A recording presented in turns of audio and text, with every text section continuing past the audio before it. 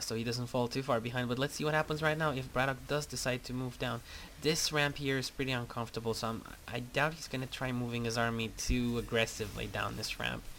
Especially since he doesn't know. I guess he's going to scan before he does this, but he doesn't know if there's... And some ultras are up, and he did get some infestors as well, which gets one-shotted, and oh, this is pretty bad. And I don't know how the Zerg is going to be able to fight these strategic pushes, and the hive does go down, and this doesn't look good at all for the Zerg actually. And the Zerg is going to do a Doom drop, I would suppose, and some Zerglings, but these won't do anything because of all those forces that Bratok has inside his base. And yeah, and the infestation pit gets taken out as well, and this is looking actually quite bad for the Zergling. And now I think it's a good time to push. He sees this and he wants to seize the moment, and the ultras are doing a lot of damage. And let's see what the Veilings are blocked off, I think, by the Ultralisk, although they are going up beside the ultras, and they are doing a lot of damage. Oh yes, they are. And yep, and over here as well, and the infantry gets taken out, I suppose. Yes, it does. And nice.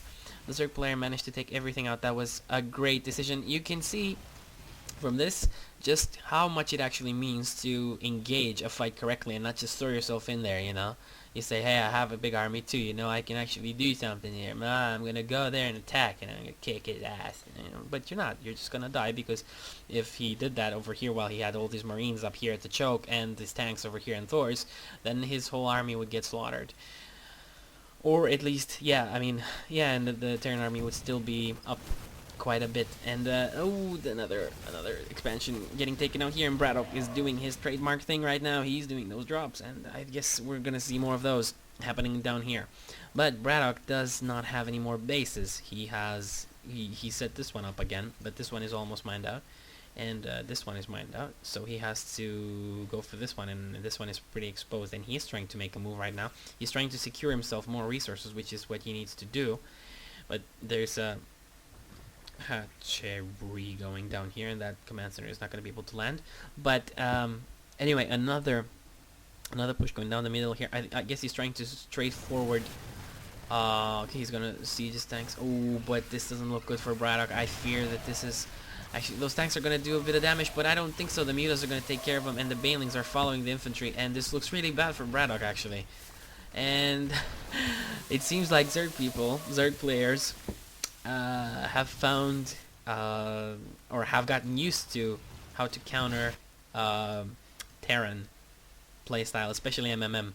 I guess the cheese has been milked here out of the MMM, and it's time that they finally find who their foe is, and it is Banelings and Ultralisks. And the Baneling Muta is actually really good against MMM if you know how to. You need to know how to manage your army correctly. As hatchery goes down, but those mutas are trying to intercept these Marines, and I think you're going to be able to easily take down those Marines, although he's waiting for the rest of his forces. Yep, a few more Banelings and Ultras here, and let's see what's going to happen. He's going to load them up, and he sees this. Darkforce sees this, and he could maybe take out some...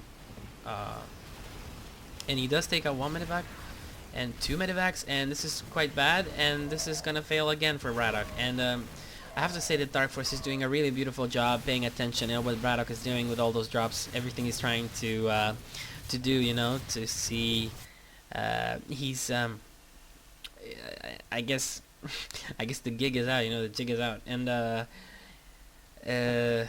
Darkforce knows.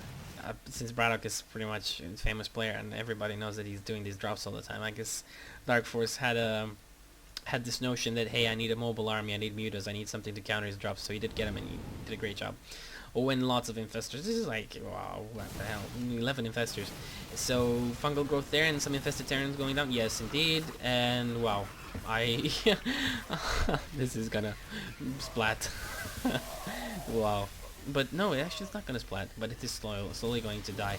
It does have the high ground, but the fungal growth is killing it off, indeed, and another fungal growth going down, yep. And a few more infested Terran, and I think that is all that it takes. And yep, there we go.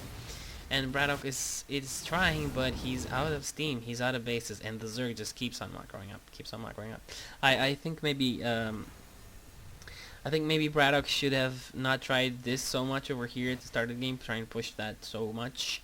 This is a new map though, and not everybody, yeah, everybody's trying stuff out, see how the map handles tactics. But I think you should maybe just have chilled with his main base, with the Darkforce's main base, and just do these drops over here when the bases were undefended at the start of the game, and just not let them Zerg player macro up, which is yeah, basically what the Terran player needs to do. And if this goes down, and it will, yep, there we go. So, but it was mined out anyway, not a biggie, but this one is also mined out as well. And Bratok has 50 gas and 600 minerals, so all you can get is Marines. And he is doing that, but I have no idea how Bratok is going to be able to pull out of this and actually win the game. He is trying some feudal drops here and there, but it's just not enough because he doesn't have his own ground secured, and this is gonna die miserably because he has so much feudals coming in. It's like 24, wow, 32, 35 Mutalisk. That's huge, and the bounce is huge, and fungal growth over here, and basically, yep. Maybe I don't know what to say really. Bratok did okay game, but his drops didn't work. He didn't really contain the Zerg, and I guess he should maybe have tried tech switching a little bit. Maybe go for some Viking battlecruiser action, or Banshees, or something like that. I don't know. More Helions at least. More Helions would have been good since so many Zerglings were out. So many Zerglings and Banelings. But anyway, what can you do? Anyway, he's trying to snipe this, and he does, but I think that his army is going to get creamed right now because all those infestors are heading in over here, and those mutas, and I don't think he's going to even need the infestors indeed. And quite crushing defeat, I guess. This is pretty much over. I don't see how he can do anything right now. He needs a miracle. But he's trying to take the Baneling Nest. Quite funny because the Baneling Nest is it doesn't really matter anymore. I guess he can just make another one right up, and this is not going to really help that much. But Bratok basically needs, he has 200 minerals. This is really bad, and but he basically needs more bases, and he's not getting them, and the Zerg player is not going to allow it. I mean, with 35 Mutals, where's the cloud of Mutals? Here it is. I don't I have no idea in how he can do this, but he's trying some funny stuff here and there. The only thing he can really hope for right now is mistakes from Darkforce, but I don't think they're gonna happen that much. And yeah, they're going the Mutalisk, and the Mutalisk will just pile the road. And Bratok, it's admirable though that he keeps on trying, but there we go. He GG's out, and that's that. Very nice game from Darkforce. A really nice usage of Zerg technology, of Zerg units, and expanding and defending those expansions. I have to also say that he didn't I think this was the turning point in the game. Right here, over here, when Bratok was doing that push slowly down here and took down the hive, and Darkforce didn't engage at this choke. I think it got him the game because Bratok overextended himself a little bit, moved his Marines down here, and it let Darkforce have his opportunity to move his entire army up here, Banelings, Ultras, and Mutalisk, and that is a very, very good combination against tanks and Marines.